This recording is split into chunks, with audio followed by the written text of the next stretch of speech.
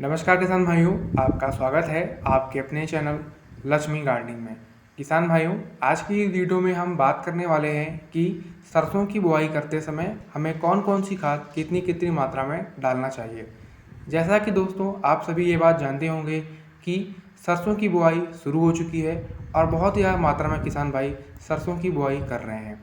दोस्तों, सरसों की बुआई करने का जो सबसे बढ़िया और उत्तम समय माना जाता है वह है 1 अक्टूबर से लेकर 10 नवंबर के बीच का समय। यह समय सरसों की बुआई के लिए बहुत ही बढ़िया और अच्छा समय होता है। जो भी किसान भाई सरसों की बुआई करना चाहते हैं वह इस समय के बीच में कर सकते हैं। दोस्तों, सरसों की बुआई के लिए जो सबसे अच्छा तापमान माना जाता है वह है 32 डिग्री सेल्सियस। यह तापमान सरसों की बुआई के लिए बहुत ही अच्छा होता है। दोस्तों, अगर हम बात करें कि सरसों की बुआई के लिए हमें बीज उपचार कैसे करना चाहिए, तो बीज उपचार के लिए आप 2 ग्राम कार्बेंडाजिम 1 किलो बीज में अच्छे से मिलाकर बीज का उपचारण कर लें। यदि आप मार्केट से बीज खरीद कर ला रहे हैं तो वह पहले से उपचारित होता है। यदि आप फिर भी उसको दोबारा उपचारित करना चाहते हैं तो आप 1 किलो बीज के ऊपर 2 ग्राम कार्बेंडाजिम का मिश्रण अच्छे से पानी छिड़क कर लेपन कर दें। आपका बीज एकदम उपचारित हो जाएगा। फिर उस बीज को अपने खेतों में आप छींट दें। दोस्तों, आज की इस वीडियो में हम बात करने वाले हैं कि सरसों की बुआई करते समय हमें कौन कौन सी खाद इस्तेमाल करनी चाहिए और उन्हें हमें कितनी कितनी मात्रा में अपने खेतों में डालना चाहिए। जैसा कि दोस्तों आप सभी ये बात जानते होंगे कि सरसों की बुआई के लिए हमें सबसे पहले अपने खेत को तैयार करना होगा। खेत को तैयार करने के लिए आपको अच्छे से उसकी जुताई करनी होगी और उसमें खाद को छींटना होगा। दोस्तों, सरसों की जो जड़ होती है वह मूसलाधार जड़ होती है, इसलिए आप अपने खेत की अच्छे से गहरी जुताई करें। गहरी जुताई के लिए आप कल्टीवेटर का इस्तेमाल करें। यदि आप कल्टीवेटर से जुताई करेंगे अपने खेत की तो वो आपके लिए बहुत ही बढ़िया रहेगा। आज की इस वीडियो को हम आपको अलग अलग खाद के बारे में जानकारी देंगे कि आपको कौन कौन सी खाद कितनी कितनी मात्रा में अपने खेतों में डालना चाहिए सरसों की बुआई के लिए। सरसों के लिए एक बेस्ट और उत्तम खाद के बारे में पूरी जानकारी देने वाले हैं। वीडियो आपको अच्छा लगे तो चैनल को सब्सक्राइब कर दीजिएगा, वीडियो को लाइक कर दीजिएगा और दोस्तों में शेयर कर दीजिएगा। किसान भाइयों, चलिए अब हम बात करते हैं कि सरसों की बुआई करते समय हमें कौन कौन सी खाद कितनी कितनी मात्रा में इस्तेमाल करनी चाहिए। दोस्तों, आज की इस वीडियो में हम आपको इसको 2 भागों में बांटकर बताने वाले हैं। सबसे पहले हम उन किसान भाइयों के बारे में बात करेंगे जिनका खेत सिंचित इलाकों में आता है, जैसे कि जहाँ पे सिंचाई के अच्छी मात्रा में साधन अवेलेबल हैं, नहरी एरिया है, वहाँ पे मिट्टी अच्छे क्वालिटी की है और मिट्टी में नमी रुकती है। इन क्षेत्रों के बारे में बात करने वाले हैं। दूसरे भाग में हम बात करेंगे उन किसान भाइयों के बारे में जिनका खेत असिंचित इलाकों में आता है, जहाँ पे कम पानी की व्यवस्था है, सिंचाई का अच्छा साधन अवेलेबल नहीं है, हल्की ज़मीन है, रेतीली है, बलुई ज़मीन है, अच्छी क्वालिटी की ज़मीन नहीं है, उपजाऊ ज़मीन नहीं है उतना। तो उनके बारे में हम बात करेंगे दोनों भागों में कि आपको कितनी कितनी मात्रा में कौन कौन सी खाद इस्तेमाल करनी चाहिए। सबसे पहले हम बात करेंगे उन किसान भाइयों के लिए जिनका खेत सिंचित इलाकों में आता है। तो चलिए सबसे पहले शुरू करते हैं। दोस्तों, जिन किसान भाइयों का खेत सिंचित इलाकों में आता है उनको सबसे पहले बात करते हैं कि हम नाइट्रोजन की मात्रा कितनी इस्तेमाल करनी चाहिए। दोस्तों, आपको 24 किलोग्राम शुद्ध नाइट्रोजन का इस्तेमाल करना चाहिए 1 एकड़ खेत के लिए। अब आप नाइट्रोजन की पूर्ति के लिए यदि यूरिया का इस्तेमाल कर रहे हैं तो आपको 52 किलोग्राम यूरिया प्रति एकड़ एक खेत में डालना है। दोस्तों, आपको यहाँ पे जो ये 52 किलोग्राम यूरिया के बारे में जानकारी दी जा रही है, इसको एक बार में नहीं डालना है, आपको इसको 2 भागों में बांट लेना है। 26-26 किलोग्राम के 2 भागों में आप इस यूरिया को डिवाइड कर लें और पहला 26 किलोग्राम का जो यूरिया है आप इसको बुआई के समय डालें और दूसरी 26 किलोग्राम यूरिया आप तब डालें जब आप अपने सरसों में पहला पानी लगा रहे हों। उस हिसाब से आपको 52 किलोग्राम यूरिया प्रति एकड़ खेत में डालना है।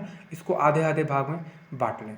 अब हम बात करते हैं कि दोस्तों फास्फोरस की मात्रा आपको कैसे पूरी करनी है और कितनी लेनी है।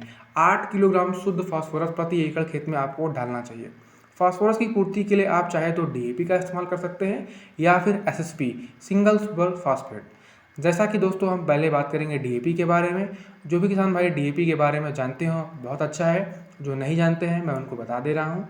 डीएपी दोस्तों होता है डाई अमोनियम फास्फेट। इसमें हमारा नाइट्रोजन और फास्फोरस 2 चीज़ें मुख्य रूप से होता है। किसान भाइयों, इसमें 18:46 के रेशियो में हमारा नाइट्रोजन और फास्फोरस पाया जाता है। इसमें 18% नाइट्रोजन होता है, 46% फास्फोरस होता है। अगर हम बात करें कि आपको डीएपी की मात्रा कितना इस्तेमाल करनी चाहिए 1 एकड़ खेत में, तो आपको 18 किलोग्राम प्रति एकड़ खेत के हिसाब से डीएपी का इस्तेमाल करना चाहिए सरसों की बुआई करते समय। दोस्तों, अगर हम बात करें सिंगल सुपर फॉस्फेट के बारे में कि आपको सिंगल सुपर फॉस्फेट की कितनी मात्रा लेनी है, तो आपको 50 किलोग्राम प्रति एकड़ सिंगल सुपर फॉस्फेट अपने 1 एकड़ खेत में इस्तेमाल करना है सरसों की बुआई करते समय। दोस्तों, सिंगल सुपर फॉस्फेट हमारी एक बहुत ही बढ़िया और अच्छी प्रकार की खाद होती है। इसमें आपको 3 चीज़ें देखने को मिलती हैं। पहली है फास्फोरस, दूसरा है सल्फर और तीसरा है कैल्शियम। इसमें यह तीनों अलग अलग अनुपात में पाई जाती हैं। फास्फोरस इसमें 14 से लेकर 16% के बीच में पाई जाती है और सल्फर इसमें 11%, कैल्शियम इसमें 21%। ये आपके लिए बहुत ही बढ़िया रहता है। यदि आप सिंगल सुपर फॉस्फेट इस्तेमाल करते हैं तो आप सिंगल सुपर फॉस्फेट 50 किलोग्राम प्रति एकड़ के हिसाब से इस्तेमाल करें अपनी सरसों की खेती के लिए। दोस्तों, इसके साथ आपको इसमें सल्फ़र, जिंक इनका भी इस्तेमाल करना चाहिए। अगर हम बात करें सल्फ़र के बारे में, तो दोस्तों आप सल्फ़र 90% WDG वाला इस्तेमाल करें, जो कि एक बहुत ही बढ़िया क्वालिटी का सल्फ़र होता है, जो अच्छे से पानी में घुलनशील हो जाता है। यदि आप किसी भी अन्य फसलों में स्प्रे करते हैं तो वो भी बढ़िया होता है। यदि आप खाद में मिलाकर डालते हैं तो भी आपके लिए बढ़िया होता है। यहाँ हम आपको खाद में मिलाकर डालने के लिए बता रहे हैं, तो आप सल्फ़र 90% वाला WDG इस्तेमाल करें, ये आपके लिए बहुत ही बढ़िया रहेगा। इसकी डोज आप 3 से 5 किलोग्राम प्रति एकड़ के हिसाब से रखें, आपके लिए एकदम बढ़िया रहेगा। जो किसान भाई सिंगल सुपर फॉस्फेट इस्तेमाल कर रहे हैं उन्हें अतिरिक्त सल्फर डालने की कोई आवश्यकता नहीं है। जो किसान भाई DAP का इस्तेमाल करते हैं वह अपने DAP की खाद के साथ सल्फर ज़रूर मिलाकर डालें, तभी आपको बहुत बढ़िया रिजल्ट देखने को मिलेगा। दोस्तों, सरसों की खेती में सल्फ़र की आवश्यकता बहुत ज़्यादा होती है। सल्फ़र से हमारे जो दाने होते हैं वह चमकदार होते हैं, साथ में मोटे होते हैं और उसमें जो तेल प्रतिशत की मात्रा होती है वह ज़्यादा बढ़ जाती है। सल्फ़र डालने से हमको ये 3 चीज़ों पे मुख्य विकास देखने को मिलता है कि हमारा दाना चमकदार होता है, बड़ा होता है और तेल प्रतिशत की जो मात्रा होती है वह सल्फ़र के यूज़ करने से बढ़ जाती है। इसलिए मैं आपको रिकमेंड कर रहा हूँ कि आप सल्फ़र का इस्तेमाल ज़रूर करें। अगर हम बात करें किसान भाइयों जिंक की, तो जिंक आप माइक्रोन्यूट्रिएंट जिंक ले सकते हैं या फिर 33% जो जिंक हमारी आती है मार्केट में उसका भी इस्तेमाल कर सकते हैं। जिंक की मात्रा आपको लेनी है 5 से 6 किलोग्राम प्रति एकड़ के हिसाब से इस्तेमाल आपको करना है जिंक। दोस्तों, चलिए अब हम बात करते हैं उन किसान भाइयों के बारे में जिनकी ज़मीनें असिंचित इलाकों में आती हैं, जहाँ पर सिंचाई के अच्छे साधन उपलब्ध नहीं हैं, पानी की समस्या है, हल्की ज़मीनें हैं, रेतीली बलुई ज़मीन है, उपजाऊ कम है, अच्छा उत्पादन देखने को नहीं मिलता है, जमाव में समस्या देखने को मिलती है। अब हम उनके बारे में चर्चा करने वाले हैं। सबसे पहला काम आपको जो करना है, जिन भी किसान भाइयों का खेत इन क्षेत्रों में आता है, तो आप सबसे पहले अपने बीज की मात्रा को बढ़ाकर डालें। यदि आप 1 किलो बीज इस्तेमाल करते हैं सरसों की बुआई के लिए, तो इस बार आप चाहे तो 1 पाव बीज और छींट दें या फिर आधा किलो बीज। यानी पहले आप 1 किलो इस्तेमाल करते थे, तो इस बार आप 1.5 किलो बीज प्रति एकड़ के हिसाब से इस्तेमाल करें सरसों की बुआई के लिए। उसके बाद हम बात करने वाले हैं अब हम खादों के बारे में कि आपको खाद की मात्रा कौन कौन सी इस्तेमाल करनी है। सबसे पहली हमारी जो होती है, मुख्य हमारा जो तत्व है वो है नाइट्रोजन। आपको 16 किलोग्राम शुद्ध नाइट्रोजन की आवश्यकता पड़ती है और हम नाइट्रोजन की पूर्ति के लिए यूरिया का इस्तेमाल करते हैं। यूरिया आपको 35 किलोग्राम प्रति एकड़ अपने खेतों में डालना है। दोस्तों, यह जो 35 किलोग्राम यूरिया है आपको एक बार में नहीं डालना है, इसको 2 बराबर भागों में बांट लीजिए और 17.5 किलोग्राम जब आप इसको बांटेंगे तो 2 बराबर भागों में निकलेगा। पहली 17.5 किलोग्राम की जो हमारी यूरिया है इसको आप बुआई के समय छींट दीजिए अपने खेतों में, और दूसरी 17.5 किलोग्राम जो यूरिया है इसको आप जब पहली सिंचाई करेंगे, पहला पानी लगाएंगे, तब आप डालिएगा। इसके बाद हम बात करेंगे फास्फोरस की पूर्ति के लिए आपको क्या इस्तेमाल करना चाहिए। हमें 8 किलोग्राम शुद्ध फास्फोरस प्रति एकड़ खेत में डालना चाहिए। फास्फोरस की पूर्ति के लिए हम DAP और SSP का इस्तेमाल करते हैं। DAP दोस्तों हमारी डाई अमोनियम फास्फेट, इसमें आपको नाइट्रोजन और फास्फोरस, ये हमारे जो 2 मुख्य तत्व होते हैं यही देखने को मिलते हैं 18 और 46 के परसेंट में। यानी इसमें 18% नाइट्रोजन होता है, 46% हमारा फास्फोरस होता है। ये मार्केट में अलग अलग कंपनी में अवेलेबल है, जो भी बेस्ट कंपनी की आपको मिल जाए आप ले सकते हैं, जैसे कि इफ़को की, महाधान की, या फिर आप सरदार कंपनी की, नवरत्ना कंपनी की, किसी भी कंपनी की ले सकते हैं, आपके लिए बढ़िया रहता है। दोस्तों, DAP की जो मात्रा आपको इस्तेमाल करनी है वह है 18 किलोग्राम प्रति एकड़ DAP आपको बुआई के समय डालना है। ये आपके लिए बहुत ही बढ़िया रहेगा। डीएपी हमारी एक बहुत ही बढ़िया और अच्छी खाद होती है। यह हमारी सरसों की फसल के लिए बहुत ही अच्छे तरीके से काम करती है। बुआई के लिए बहुत ही अच्छी खाद मानी जाती है। यदि आप कोई भी फसल लगाते हैं तो आप डीएपी ज़रूर इस्तेमाल करते हैं।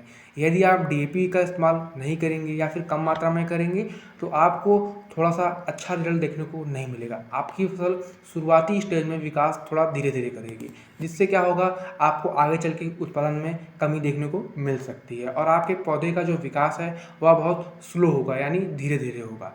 इसलिए आप डीएपी का इस्तेमाल जरूर करें। किसान भाइयों, यदि आप फास्फोरस की पूर्ति के लिए डीएपी के बजाय एसएसपी का इस्तेमाल करना चाहते हैं, सिंगल सुपर फास्फेट का, तो ये आपके लिए भी अच्छा रहता है। यदि हम बात करें इसकी मात्रा के बारे में तो आपको 50 किलोग्राम प्रति एकड़ के हिसाब से इस्तेमाल करना है एसएसपी का सरसों की बुआई करते समय।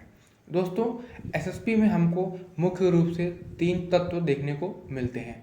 वह कौन कौन से हैं? पहला है हमारा फास्फोरस, दूसरा है सल्फर और तीसरा है कैल्शियम। यह तीनों अलग अलग प्रतिशत में पाए जाते हैं। फास्फोरस 14.5 से 16% के बीच में देखने को मिल जाता है। सल्फर इसमें 11% देखने को मिलता है और कैल्शियम की मात्रा हम 21% देखने को मिलती है। दोस्तों, अगर हम बात करें सल्फर के बारे में तो सल्फर भी सरसों की फसल के लिए बहुत ही उपयोगी होता है। सल्फर आपको इस्तेमाल करना है WDG 90%। सल्फर की जो आपको मात्रा लेनी है वो आपको 3 से 4 किलो प्रति एकड़ के हिसाब से इस्तेमाल करनी है। आपको इसी के बीच में डाल देना है, जैसा आपको लगे आवश्यक उस हिसाब से आप इस्तेमाल कर सकते हैं। एक मिनिमम डोज जो होती है वह 3 से 4 किलो प्रति एकड़ के हिसाब से आपको इस्तेमाल करना चाहिए। जो किसान भाई एसएसपी का इस्तेमाल कर रहे हैं उनको अतिरिक्त सल्फर इस्तेमाल करने की कोई आवश्यकता नहीं है। जो किसान भाई डीएपी का इस्तेमाल कर रहे हैं वो डीएपी के साथ सल्फर का इस्तेमाल जरूर करें। सल्फर हमारी सरसों की फसल के लिए बहुत ही ज़्यादा उपयोगी होता है, क्योंकि यह सरसों की फसल में दानों की संख्या और उनको मोटा बनाता है, साथ में चमकदार और उनमें तेल प्रतिशत की मात्रा को भी बढ़ाता है। इसलिए सरसों का फसल में आप सल्फर का इस्तेमाल जरूर करें। अगर हम बात करें जिंक के बारे में दोस्तों, तो आपको जिंक का भी इस्तेमाल करना है। जिंक भी हमारी सरसों की फसल के लिए बहुत ही ज़्यादा उपयोगी होता है। जिंक की जो मात्रा इस्तेमाल करनी है वह है 6 किलोग्राम से लेकर 5 से 6 किलोग्राम के बीच में आपको इस्तेमाल करना है। जिंक भी हमारे लिए बहुत ही उपयोगी होता है। जिंक आपको माइक्रोन्यूट्रिएंट जिंक इस्तेमाल करना है। माइक्रोन्यूट्रिएंट जिंक का मतलब होता है जिसमें जिंक के अलावा अन्य तत्व भी पाए जाते हैं, जैसे कि आयरन, कॉपर, मैग्नीशियम, बोरान, ये सब तत्व भी उसमें पाए जाते हैं माइक्रोन्यूट्रिएंट जिंक में, जो हमारी सरसों की फसल के लिए बहुत ज़्यादा अच्छा और उपयोगी होता है। इसलिए आप माइक्रोन्यूट्रिएंट जिंक का इस्तेमाल करें। मार्केट में अवेलेबल होती हैं, आप माइक्रोन्यूट्रिएंट जिंक जाकर मांगेंगे तो आपको मिलेगी। यदि दोस्तों आपको आज का हमारा वीडियो अच्छा लगा हो तो हमारे चैनल को सब्सक्राइब कर दीजिएगा, वीडियो को लाइक कर दीजिएगा और दोस्तों में शेयर कर दीजिएगा। धन्यवाद।